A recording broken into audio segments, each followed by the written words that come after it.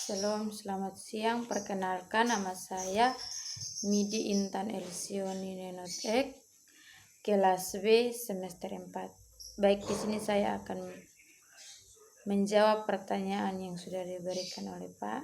Ada 5 nomor. Soal yang pertama, jelaskan hakikat penelitian dengan mengutip 5 pendapat ahli dan kemudian kontekstasikan dalam bentuk kesimpulan menurut pendapat Anda. Jawabannya, hakikat penelitian menurut para ahli. Yang pertama, menurut Soejono Suekanto, penelitian merupakan suatu kegiatan ilmiah yang berdasarkan pada analisis dan konstruksi yang dilakukan secara sistematis, metodologis, dan konsisten. Yang kedua, menurut Sanapia Faisal, mengemukakan bahwa penelitian merupakan suatu aktivitas dalam bentuk menelaah suatu problem dengan menggunakan metode ilmiah secara terata dan sistematis. Yang ketiga, menurut John, penelitian ialah pencairan fakta menurut metode objektif yang jelas dalam menemukan hubungan antara fakta dan menghasilkan hukum tertentu. Yang keempat, menurut Parson, penelitian ialah suatu pencarian atas segala sesuatu yang dilakukan secara sistematis dengan penekanan bahwa pencarian dilakukan pada masalah-masalah yang dapat dipecahkan dengan penelitian.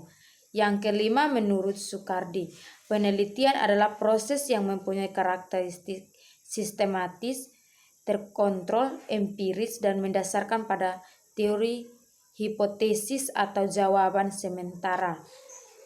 Penelitian menurut saya adalah suatu kegiatan untuk memperoleh kebenaran mengenai sesuatu masalah dengan menggunakan metode ilmiah. Soal nomor 2. A. Buatlah perbedaan paradigma antara penelitian kuantitatif dan penelitian kualitatif menurut para ahli. Jawabannya, menurut Williams dan Musyanto, metodologi kuantitatif lebih berakar pada paradigma tradisional, positivistik, eksperimental, dan empiris. Menurut Comte Wildurkheim, pendekatan kuantitatif meningkatkan adanya variabel-variabel sebagai objek peneliti yang harus didefinisikan dalam bentuk operasional variabel.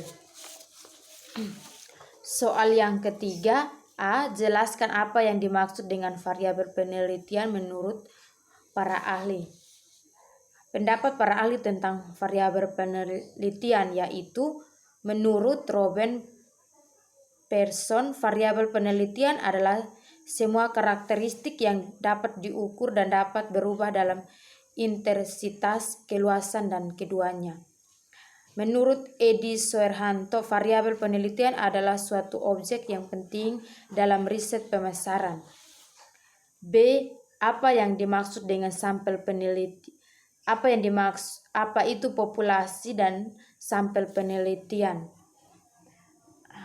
Populasi adalah suatu wilayah analisis yang terdiri atas objek atau subjek yang mempunyai kualitas atau karakteristik tertentu yang dapat ditetapkan oleh peneliti. Populasi menurut para ahli. Menurut Suharmis Arikunto mengatakan bahwa populasi adalah keseluruhan subjek penelitian jika seorang ingin meneliti elemen yang ada pada wilayah.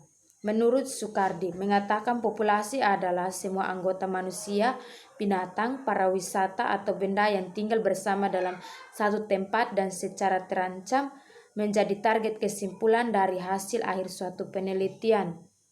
Apa itu sampel? Sampel adalah bagian dari jumlah dan karakteristik yang dimiliki oleh populasi tersebut. Sampel menurut para ahli. Menurut Hadari Nalawi, sampel adalah sebagian dari populasi untuk mewakili seluruh populasi. Menurut Mardalis mengatakan sampel adalah contoh sebagai dari seluruh individu yang menjadi objek penelitian. C. Apa yang dimaksud dengan validasi dan reliabilitas penelitian menurut para ahli?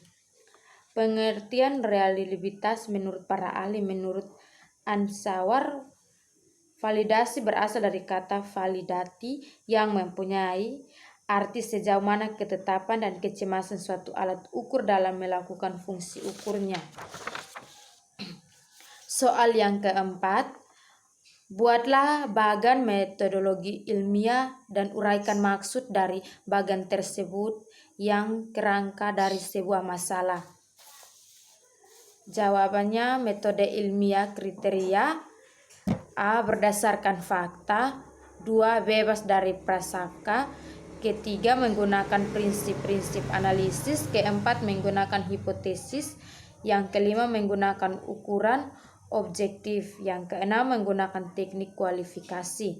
Langkah-langkah: yang pertama, memilih dan mendefinisikan masalah. Yang kedua, survei terhadap data yang tersedia. Yang ketiga, memformulasikan hipotesis.